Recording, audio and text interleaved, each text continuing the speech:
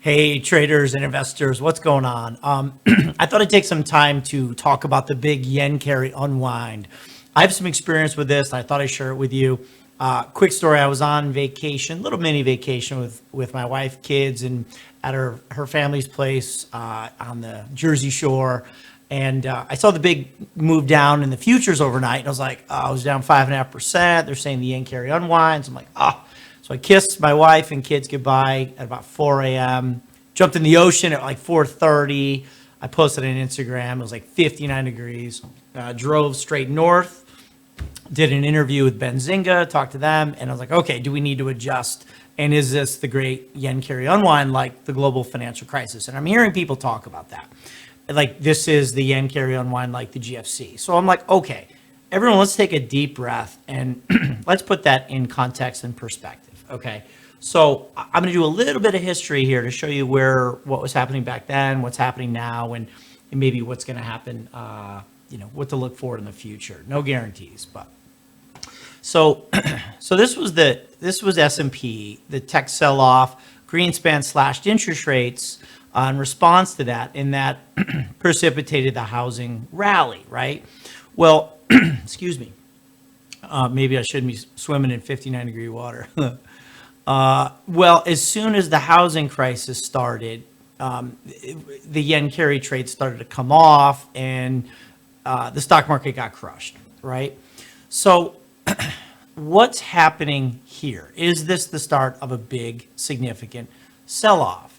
All right, well, if we look at the Nikkei, okay, so let's go to a monthly chart of the Nikkei. Well, all right. So the Nikkei was rallying, and we sold off very sharply in '08, and here we are now. And the big headline was like, oh my God, the largest crash in the Nikkei since 1987. The largest intraday move. There's 1987 crash right there. Well, all right. First of all, we're a long ways away from anything like that, and especially anything like '08. Okay, we're not about to lose the financial system. Okay, there's not so much embedded leverage in housing products that that we know of that's going to blow things up. So let's just keep that in mind. Okay, so that's where we are in the Nikkei. This is the monthly candle. We're already well off the lows and only 7 days into the month of August. Okay, so we got that. Let's take a look at dollar yen. This is, let's call it the flagship FX carry trade. All right. And, we're going to look at this one right here. Okay. So if we look at dollar yen, this is the yen carry unwind from the yen, okay, against the dollar. So this is 2006 into the GFC low, and I've got the Nikkei overlaid on it as well. Well, again, there's a lot of global macro stuff happening here, but this is the current sell-off in dollar yen compared to where we were in '08. Now, granted, the dollar's been rallying against the yen quite a bit because the Fed's been raising interest rates quite a bit in 21 and 22 to combat inflation post-pandemic, where the Bank of Japan was very slow to raise rates because, they've been fighting deflation for so long because of demographics and innovation, right? Lack of innovation. Well, that's starting to change in Japan, which is great. And if we overlay the Nikkei over dollar yen, you're going to see, obviously, there's going to be a very, very good correlation, right? So here's the Nikkei, here's dollar yen, and then I'll even do one further for you. I'll throw the US 10-year yield, which the 10-year yield has a long-standing correlation with dollar yen for macro reasons that I won't really get into now. It's going to make for a longer video. I'm trying to keep this short and sweet for you. Okay, so here's the Nikkei, US 10-year yields, and dollar yen.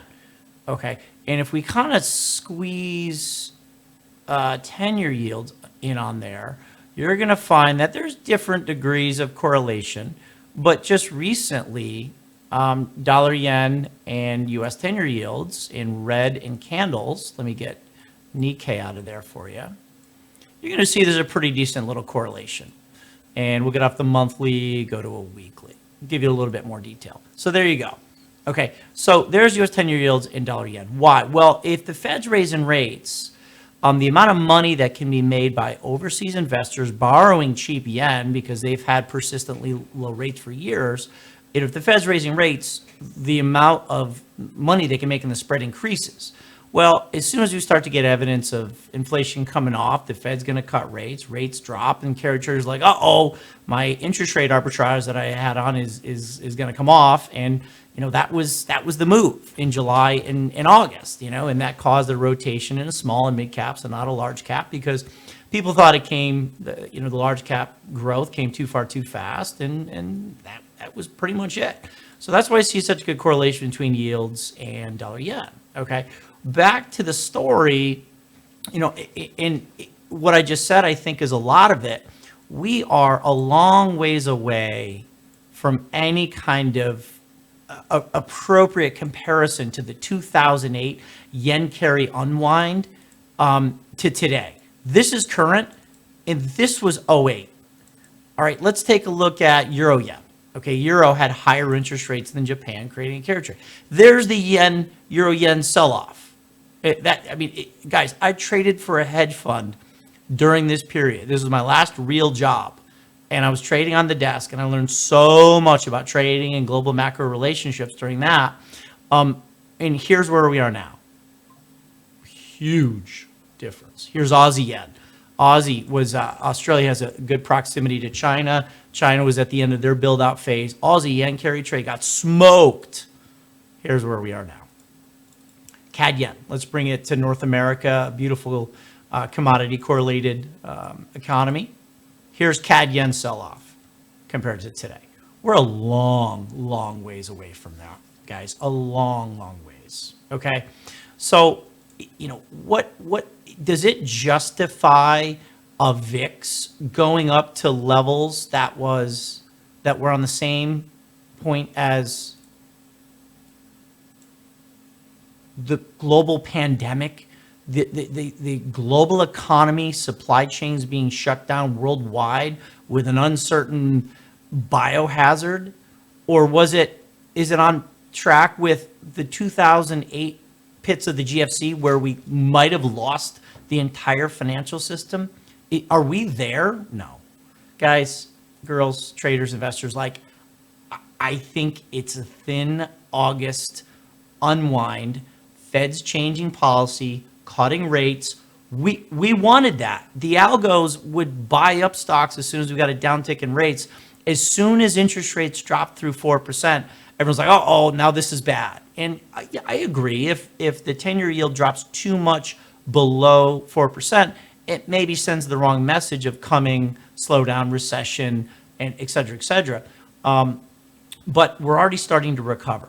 So if we go to the 10-year yield, here's 10-year yield. I'll take this off. On the candles up top, this is a weekly chart.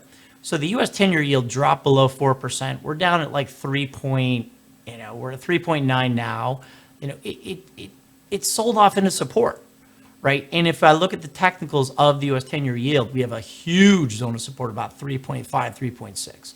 So what does all this mean? Well, I think because it was August, and whatever collective organization or group of organizations or some underlying market force that doesn't have a name attached to it wanted to force the Fed's hand to drop interest rates, because I thought Powell was a little cagey and a little defiant in the last FOMC meeting when they were asked, what's your opinion on September cuts? He's like, we have not made a decision yet. We're data dependent.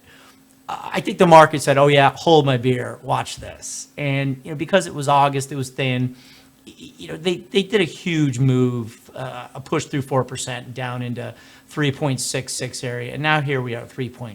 Okay. And interest rates dropping, that means those putting on the carry trade, the amount of money you can make by doing the spread is decreasing, right? So as you know what, let's do this.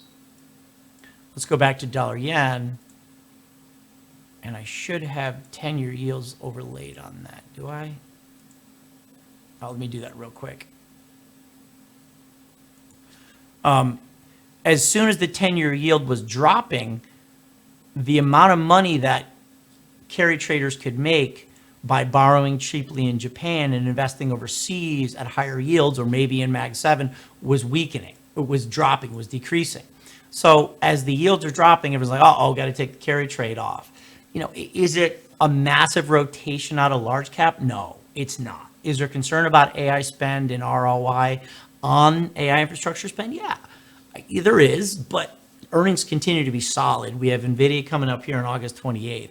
And I think the big thing that's happening is, yields are coming back, but what's going on is the Fed is now set to cut rates.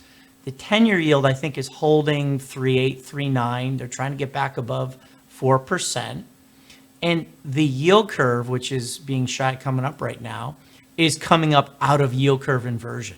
So now we're only at like 4, 5, 6 points of inversion. And we went into inversion back here in July 22, 2 years ago.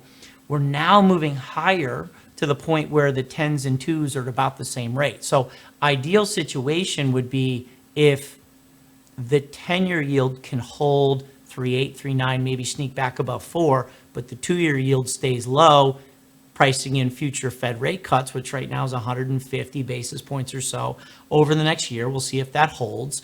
But the yield curve's coming out of inversion, which we want. That's a good thing.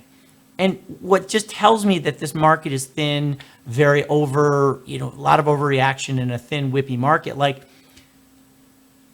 2 months ago, all I hear was people complaining about a yen weakness crisis. The dollar yen was moving up around 155, 160. The yen was too weak.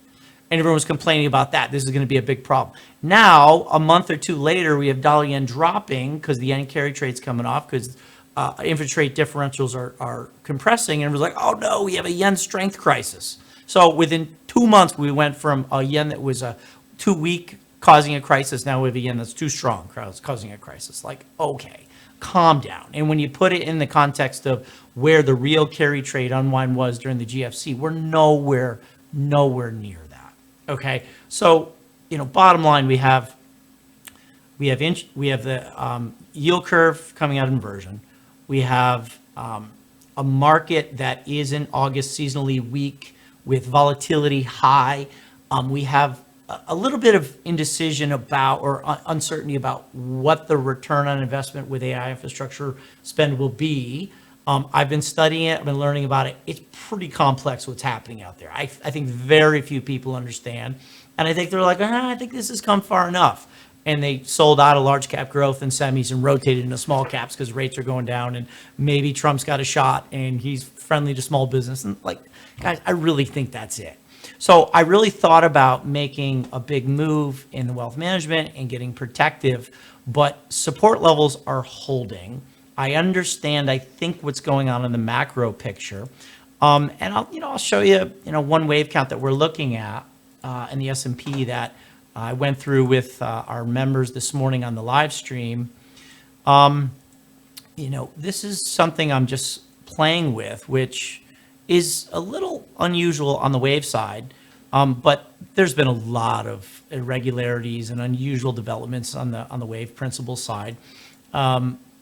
I'm wondering if perhaps we're going into a wave 4 squares up against the 22 and 23 running flat correction that may see sideways price action as we get into the election and then maybe up and out in a Santa Claus rally. So I'm wondering if we just did 3 down and we're starting to see a little bit of support. It's possible it's 1, 2, 3, 4, but if we can start moving into the 5350, 5400 region, it starts to suggest that correction might be sideways through the summer and into the election. So hopefully that helps put this all in perspective. Weird moves in the VIX, a big old stop run in the 10-year yield, causing a rotation out of large cap growth in the small and mid caps. Like, it's summer, it's seasonal. Anybody, any organization, group of organizations, some underlying market force wanted to push yields down, force the Fed's hand. Fed is now responding. I think things stabilize. So hopefully that helps. All right, guys, all the best, and I will see you on the next video update. Hi, it's Todd from tradinganalysis.com. Thanks so much for watching. Listen, my team and I have so much to share with you in terms of our technical analysis, our fundamental analysis, portfolio management tactics, trading in and out, maybe options, sector rotation. Let us know what's most interesting to you. Maybe drop that in the comments section and we'll do our best to work it in. Also, consider clicking the subscribe button and the bell icon to be notified when we put out new videos. And finally, you can check us out at tradinganalysis.com if you'd like to see us manage our real portfolios in real time. Thanks again for watching.